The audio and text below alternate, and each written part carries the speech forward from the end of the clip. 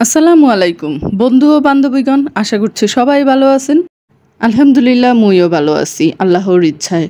তো আজকের ভিডিওটা সকাল সকালে শুরু করলাম। সকালবেলায় বাইরে বৃষ্টি হইতে আছে, আর যেহেতু মুই সকাল সকালই রান্না করি, তো সকালবেলা ঘুম দিয়ে উঠাই একটু বাইরে গেলাম। বাইরে যেয়ে দেখি বৃষ্টি হইতে আছে, তো তখন কি রান্না করবো ভাবতে ভাবতে চলে গেলাম চুলাহালে। যাই হোক, চুলাহালে যাইয়া কি বসাই দেখেন একটু। তো করলা এইভাবে রান্না করলে কিন্তু একদম তেতো লাগে না। আপনারা মোর রেসিপি ফলো করেন, দেখবেন একদম তেতো ছাড়া করলা খাইতে ভাল লাগবে। অনেকের কাছেই শুনি করলা খাইতে পারে না, তিতা লাগে, এই লাগে ওই লাগে। যাই হোক, আজকে দেখেন একটু তেলটা বেশি করে দিবেন, তার মধ্যে পেঁয়াজটা একটু বেশি করে দেবেন। পেঁয়াজটা বেশি দিলে কিন্তু করলা খাইতে অনেক মজা লাগে। আর তেলটা বেশি দেওয়ার কারণ কি জানেন? করলাটা মুসমুসে হইবে। মুসমুসে হইলে কিন্তু করলা আর তিতা লাগে না, আর কড়াইতেও লাগিয়া পড়ে না, সেটা কি জানেন? আর এই তো এরপরে পেঁয়াজ দিছি। পেঁয়াজের মধ্যে আমি হলুদ দিয়ে দিছি। হলুদ দিলে হয় কি জানেন, তেলটা একটু হলুদ হলুদ হয়। তার মধ্যে করলাটা দিছি। করলাটা হালকা ঢাইকা উল্টাইয়া পাল্টাইয়া একটু সিদ্ধ হইয়া গেলেই উঠাইয়া ফেলামো। বাস, এই তো দেখেন করলা পুজাও গেল না, কালারও নষ্ট হইলো না, দেখতেও সুন্দর লাগলো, আর খাইতেও কিন্তু সেই হইবে। এই রেসিপিটা ফলো করেন, দেখবেন একদম করলা মোটেও তিতা লাগে না ফুরা। যাই হোক, করলা কিন্তু বেশি লাড়া যাইবে না, বেশি লাড়লে কিন্তু আবার তিতা হইয়া যায়, এটা কিন্তু মনে রাখেন। আর করলা যে অনেকে কসলাইয়া ধোয় না, ওরকম কসলাইয়া ধুইলেও কিন্তু করলা তিতা হয়ে যায়। করলা ধোয়ার পরে উঠাইয়া একটু সেকা করলা ভাজতে পানিও দেবেন না, পানি দিলে কিন্তু করলা কাদা কাদা লাগে, ভাল লাগে না।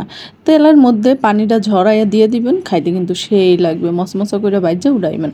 তো এরপরে শুরু করছি পটল ভাজা। আর এইরকম পটল ভাজা খাইতে আমার অনেক ভাল লাগে। তা আমার বাসার সবাই পটল ভাজাটা পছন্দ করে, যার কারণে পটলটা বাইজা লইলাম।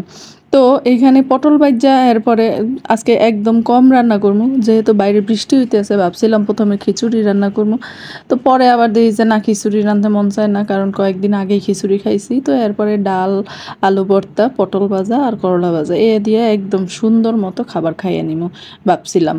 তো এই যেই ভাবছি সেই কাজ শুরু করে দিছি, আলু ভর্তা করতে দিছি। আর আলুর মধ্যে শুকনা মরিচ না দিলে কিন্তু আলু ভর্তা খাইতে মোটে মজা লাগে। কে কেমনে খান কইতে পারি না, যদিও একটু ক্ষতিকারক শুকনা মরিচ খাওয়া। কিন্তু আমি যদিও এখানে ঝাল ছাড়া শুকনা মরিচ ব্যবহার করছি, হালকা ঝাল হইবে সেই রকম, কিন্তু শুকনা মরিচ ছাড়া আলু ভর্তা খাওয়ার কথা তো আমি ভাবতেই পারি না।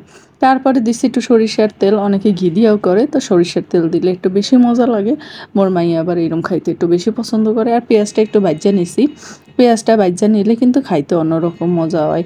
তো এই তো দেখতেই পাচ্ছেন, গোলা গোলা কইরা সুন্দর মতো বা একদম আলু ভর্তা নিয়ে নিছি। আর এরপরে তো টেবিলে সাজাই দিছি। আর এই তো মুই খাইতে যাবো। প্লেটে করলা ভাজি, লগে হয়েছে পটল ভাজি, লগে আলু ভর্তা আর ডাল। অসাধারণ খাবার, সাধারণ কিন্তু পেট বইরা খাওয়ার মতো খাবার। তো আজকের ভিডিওটা আপনাকে কেমন লাগলো অবশ্যই একটু কমেন্ট করে জানাইবেন। আজ এই পর্যন্তই, ভালো থাকবেন, আল্লাহ হাফেজ।